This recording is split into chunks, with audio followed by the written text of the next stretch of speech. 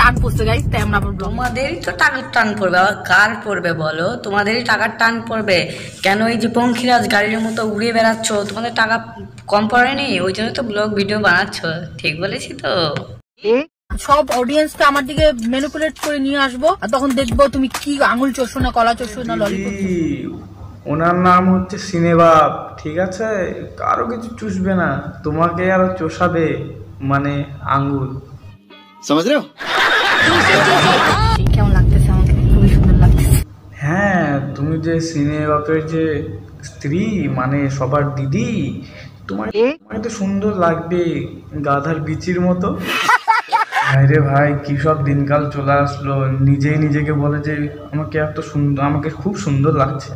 বাহ, আমাদের খুব টাকার টান পড়ছে গাইস, তাই আমরা আবার ব্লগে ফিরে আসি।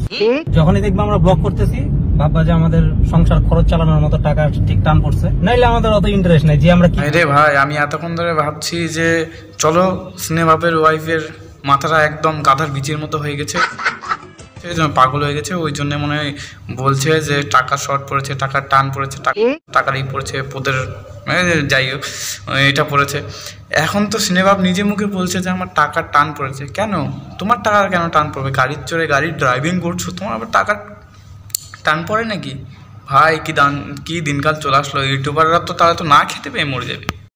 কি করতেছি, কি খাইতেছি, কোথায় যাইতেছি, কি সাজ পোশাক করছি। স্নেবাবদা, এরকম না করে, ঠিক আছে? তুমি যে ব্লেজারটা পরাছো, ব্লেজারের দাম তো অনেক হবে, আর গাড়ি ড্রাইভিং করতেছো, নিজের গাড়ির পার্সোনাল গাড়ি করে ঘুরে বেড়াইতেছো, আবার তোমার ওয়াইফ এত সুন্দর কাপড় পরছে, গয়না পরছে, তো তুমি এগুলা না বললেই হয় না, ঠিক আছে? তো ফালতু ফালতু এগুলা নিয়ে ভিডিও বানাচ্ছো, না খেতে পেয়ে মরে যাচ্ছে, এই সেই বাল ছাল। তোমরা আমাকে খুব মিস করছো আমার ব্লগ দেখার জন্য। আরে দিদি, তোমার ব্লগ দেখার জন্য মিস করেনি, তোমাকে কিস করার জন্য মিস করেছে।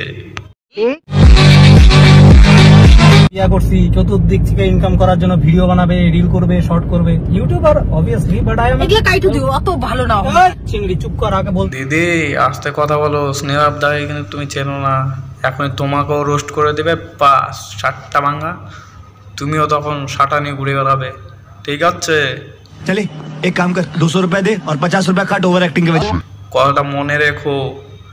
আর স্নেহাব দা, আর ঠিকই বলেছো, এই ব্লগার দেখে বিয়ে টিয়ে করে কিছু হয় না, লাস্টে অভাবই দাঁড়ায়। ইউটিউব এগুলো বাদ দিয়ে কাজকর্মে মন দাও, নাহলে অভাব দিয়ে না খেতে পারে এখন গাড়ি চড়ে ঘুরে বেড়াচ্ছে, তখন রাস্তাঘাটে একদম ফুটপাতে শুয়ে বেড়াবে, বাস দ্যাটস ইট।